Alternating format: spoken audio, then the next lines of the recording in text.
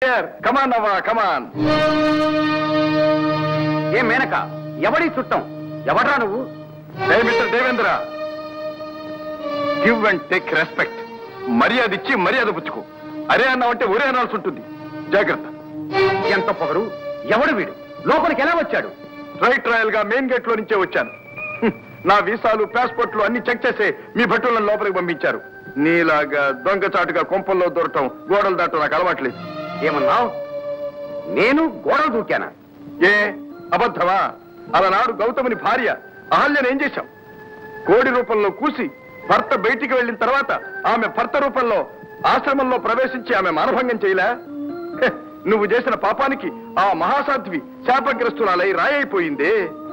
నీలాంటి స్త్రీలోలునికి, కామాంధునికి ఈ స్వర్గాధిపత్యమా? సిగ్గుచేటు. ఒరే వాచాలా, తగ్గవయ్యా తగ్గు. నన్ను శిక్షించే జ్యూరిస్డిక్షన్ నీకు లేదు. నేనేం నీ స్వర్గలోకవాసిని కాదు. నేను స్వతంత్ర భారత పౌరుణ్ణి, భూలోకవాసిని. నేను నీ అతిథిని. గౌరవించటం నీ ధర్మం. నీకు గౌరవమా? ఏ నీకంటే సన్నాసినా నేను? నీ చరిత్ర ఎవరికి తెలియదు అనుకున్నావు? నీకు అసలు వాయవరసలు ఉన్నాయా? చూడు, హిరణ్యకశిపుడు నీకేమవుతాడు? సాక్షాత్తు తమ్ముడు కదా. తల్లులు వేరైనా ఒక తండ్రికే మీరిద్దరూ పుట్టారు కదా. అటువంటి తమ్ముడు భార్య మరదలు నీకు బిడ్డలాంటిది కదా. అటువంటి మరదల్ని, లీలావతిని భర్త ఇంట్లో లేనప్పుడు, గర్భవతిగా ఉన్నప్పుడు చెరబట్టడానికి ప్రయత్నించలా? ఈ వార్త తెలిసి నీ తమ్ముడు స్వర్గం మీదకి దండెత్తి వచ్చి మాట కొడితే నువ్వు ఏడుస్తూ పోయి ఆ శ్రీహరికి మొరబెట్టుకుని ఆయన గారి చేత నీ తమ్ముడిని చంపిస్తావా? ఆ బ్రహ్మదేవుడి కాకాబట్టి నామినేట్ చేయించుకుని పర్మనెంట్ గా ఈ స్వర్గానికి కింగు అయ్యావు. నీ వైభవానికి తోడు ఆ తుప్పట్టిపోయిన వజ్రాయుధం, సున్నంగొట్టిన తెల్ల ఏనుగు, కామధేనువు, కల్పవృక్షం, ఈ గానా బజానాలు, మేజువాణీలు. ఆ కుర్చీ ఎవడు ఆక్రమిస్తాడోనని నీకు భయం, అధికార వ్యామోహం. అందుకే భూలోకంలో ఎవరైనా తపస్సు చేస్తూ ఉంటే బ్రహ్మదేవుడు ఎప్పుడు ప్రత్యక్షమై వరాలిస్తాడో, ఎప్పుడు నీ పదవి ఊడుతుందోనని భయపడి మంచి మంచి ఆడపిల్లల్ని, వయసులో ఉన్న వాళ్ళని ఏరి కోరి వాళ్ళ తపోభంగం చేయటానికి భూలోకానికి పంపిస్తావా? ఏ మరి విశ్వామిత్రుడి దగ్గరికి మేనకని ఎందుకు పంపించావు? అలాంటి వాళ్ళను మా భూలోకంలో ఏమంటారో తెలుసా? చెప్పనా? ఎందుకులే, ఎంత చెడ్డ మహేంద్రుడివి. ఏమిటి ప్రభు, వాడు అలా వాగుతుంటే చూస్తూ ఊరుకుంటారు? ఏం చెయ్యం, వాడు మన పౌరుడు కాదు. వాడిని శిక్షించే అధికారం నాకు లేదు. ఏమ్మా, కోపం వచ్చిందా? చెప్పు తల్లి, నేను చెప్పిన దాంట్లో ఏమైనా అబద్ధం ఉందా? ఈ సహస్రాక్షుడితో, ఈ తిరుగుబోతుతో అసలు నువ్వు ఎలా కాపురం చేస్తున్నావమ్మా? నీకు పౌరుషం లేదు, నువ్వు ఆడపట్టక పుట్టలా? ఇదే మా భూలోకం అయితే ఇలాంటి వ్యభిచారే భర్త అయితే వెంటనే డైవర్స్ ఇచ్చేస్తారు. అంటే ఏమిటో తెలుసా? విడాకులు. విడాకులు. శశి, శశి, ఆగు శశి. మిస్టర్ మహేంద్రరావు, నీకేం భయం అక్కర్లేదు. నీ భార్య మహాపతివ్రత శిరోమణి. నీకేం విడాకులు ఇవ్వదు. ఎవడు వీడు? నా స్వర్గంలో ప్రవేశించి నాకే చిచ్చు పెడుతున్నాడు. వీడికి ఇక్కడ ఇంకెంతకాలం గడువు? గడువు అయిపోయింది ప్రభు. వీడిని వెంటనే నరకానికి తీసుకోవాలి. అయితే వెంటనే తీసుకెళ్ళండి. తీసుకెళ్తానవయ్యా. నీ పాడు స్వర్గంలోనే ఉండమన్నా ఉండను. దీనికంటే ఆ నరకమే నయ్యం. ఫ్రెండ్స్, మీరు నన్నేం పట్టుకోక్కర్లేదు. మీరు ముందు నడవండి, నేను వెనక వస్తాను. కమాన్, పద. యమలోక సార్వభౌముండా, యముండా. తర్వాత నెక్స్ట్ ఇతడు శస్త్రవైద్యుడు, ఫ్యామిలీ ప్లానింగ్ డాక్టర్. ఏమి ఇతడు చేసిన పాపము? పెళ్లి కాని యువతీ యువకులను బలవంతంగా తీసుకొచ్చి పిల్లలు పుట్టకుండా ఆపరేషన్లు చేశాడు ప్రభు. ఈతనిని సలసలా కాగే డాల్డాలో వేయించి. ప్రభు, డాల్డా దొరకడం కష్టముగానున్నది. అటులైనతో సలసలా కాగే ఆముదములో వేయించి, కత్తికి ఒక కండగా కోయించి, ఉప్పు కారము పట్టించి, కాకులకు గద్దలకు వేయించుము. సార్ కొంచెం కొంచెం ఆపండి సార్. ఎవడితాడు? వీడు మరొక పాతగుండు. చాలేవయ్యా, పాతకుండను కాబట్టి ఇక్కడికి వచ్చాను.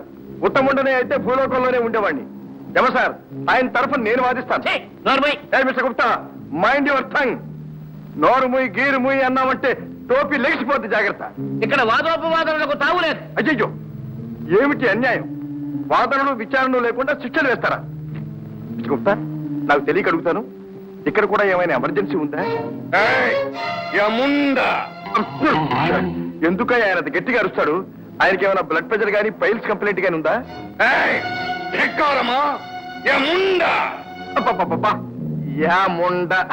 ఆ సున్నా తీసేయండి సార్.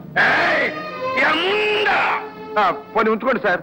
నా మాట కొంచెం శాంతంగా వినండి.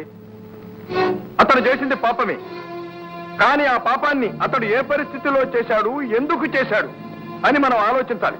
ఏమయ్యా, అసలు ఆ బర్త్ కంట్రోల్ ఆపరేషన్లు బలవంతంగా నువ్వు ఎందుకు చేశావు? ఏం చేయమంటారు? ప్రభుత్వ ఉద్యోగిని, పిల్లల కలవాడిని. నెలకి ఆపరేషన్లు చేయాలని కోటా వేశారు. ఆ కోటా పూర్తి చేస్తే గానీ జీతం ఏమన్నారు. చేశాను. అంతే సార్. ఈ పాయింట్ నోట్ చేసుకోండి. ఎవరలా అన్నది? ప్రభుత్వం. ప్రభుత్వం కాదు సార్, అధికార హోదా ఏమీ లేకుండానే ప్రభుత్వాన్ని నడిపించిన ఒక యువజన నాయకుడు ఉన్నాడు. ఎవడు వాడు ఇంకా రాలేదు ప్రభు. అయితే వాడు వచ్చే వరకు ఈ కేసు వాయిదావే. చిత్తము తర్వాత నెక్స్ట్. వీడు పెద్ద పెద్ద హోటల్లో బస చేసిన వారి విలాసార్థము వయసులో ఉన్న ఆడపిల్లలను సప్లై చేసినాడు ప్రభు. దుర్భరం, వీనిని నిలువునా కొరత వేయించి ఉక్కురం బొమ్మలతో పరపరా కోయించు. సార్ ఆగండి సార్, నాకు చిన్న సందేహం. ఏమది? ఇక్కడ ఈక్వాలిటీ బిఫోర్ లా ఉన్నదా? అంటే ఇక్కడ మీ న్యాయశాస్త్ర దృష్టిలో అందరూ సమానమేనా, లేక మాకో న్యాయము, మీ బంధువులకు స్నేహితులకు మరొక న్యాయమా? ధర్మ పరిరక్షకుండా యముండా, అందరికీ ఒకే ధర్మం, నేరస్తులందరికీ ఒకే శిక్ష. అయితే మీ దేవేంద్రులకి ఏమి శిక్ష విధించారు సార్? దేవేంద్రుడా? అతడేమి చేసినాడు మీకు తెలీదా సార్? విశ్వామిత్రుడి దగ్గరికి మేనకను పంపించింది అతడేగా. ఇతడు చేసిన దానికి ఆయన చేసిన దానికి ఏమిటి సార్ తేడా? ఇతడు చెప్పినది కూడా సమంజసంగానే ఉన్నది. ఈ కేసును కూడా పెండింగ్ లో పెట్టము. ఇతను చేసిన పాపమేమి? ఇతడు బాల వితంతువుకు మళ్లీ పెళ్లి చేసి ఉన్నాడు. అనాచారి! నా పేరు సత్యం సార్. చూడండి, 5 ఏళ్ల పిల్లకి పెళ్లి చేస్తే 3 నెలలు తిరగకుండానే మొగుడు ఠాని చచ్చి ఊరుకున్నాడు. ఆ పిల్ల పెరిగి పెద్దదైన తర్వాత నేనే వేరే సంబంధం చూసి మళ్లీ పెళ్లి చేశాను. తప్పటారా? తప్పున్నారా? విధవా పునర్వివాహము ధర్మశాస్త్ర విరుద్ధము. ఇదెక్కడా ధర్మశాస్త్రం అయ్యా బాబు? పెళ్లి కాకుండానే బిడ్డను కన్నా ఒక తల్లికి పెళ్లి చేసి మహాపతివ్రతను సర్టిఫికేట్ ఇచ్చారే. మొగుడు ముఖమైనా ఎరగని బాల వితంతువుకు మళ్లీ పెళ్లి చేస్తే తప్ప ఏమిటి? బిడ్డను కన్న తల్లికి పెళ్లి చేసిదిమా? ఎవరామె? కుంతీదేవి సార్. కర్ణుని గని పారేసిన తర్వాత గుట్టు చప్పుడు కాకుండానే పాపం పాండురాజుకి ఏమీ చెప్పకుండానే మళ్ళీ కట్టబెట్టారు కదా సార్. ఆ తర్వాత పాండవులు ఆమె ఎలా కన్నది అందరికీ తెలుసు. అందులో మీ హ్యాండ్ కూడా ఉంది కదా సార్. ధర్మరాజు తమ ప్రసాదమే కదా సార్.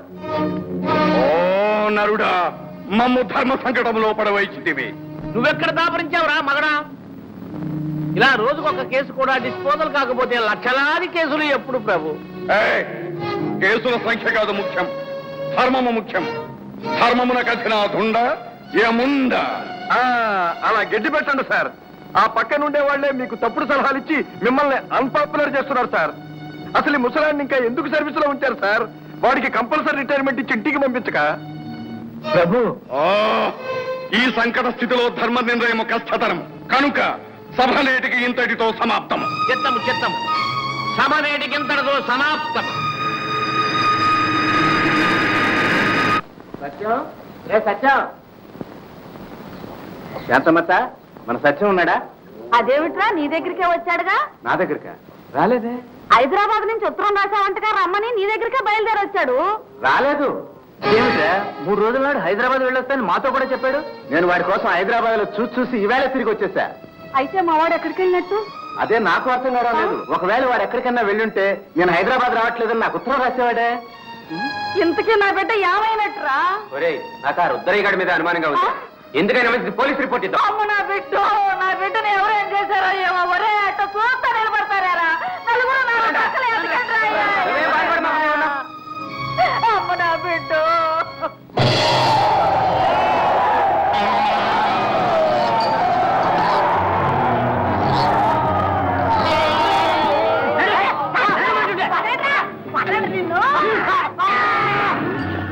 తిరుగుతామంటే రాక్షసి.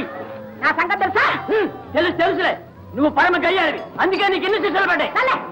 ఆ చిత్రగుప్తుడు తప్పుడు లెక్కలు రాసి నా పాపాలే ఖర్చు రాశాడు కానీ నా పుణ్యం ఒకటి దెబ్బ రాయలేదు. ఎలా మీ చేతులు పడిపోయింది ఆ ప్రాణం లాంటివి. ఏంటది ఏంటది ఏంటది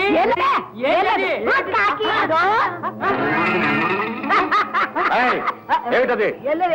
వాళ్ళే వాళ్ళే ఏదో మూట తీసుకొచ్చింది. ఎలా ఏమో వెళ్ళలేదు.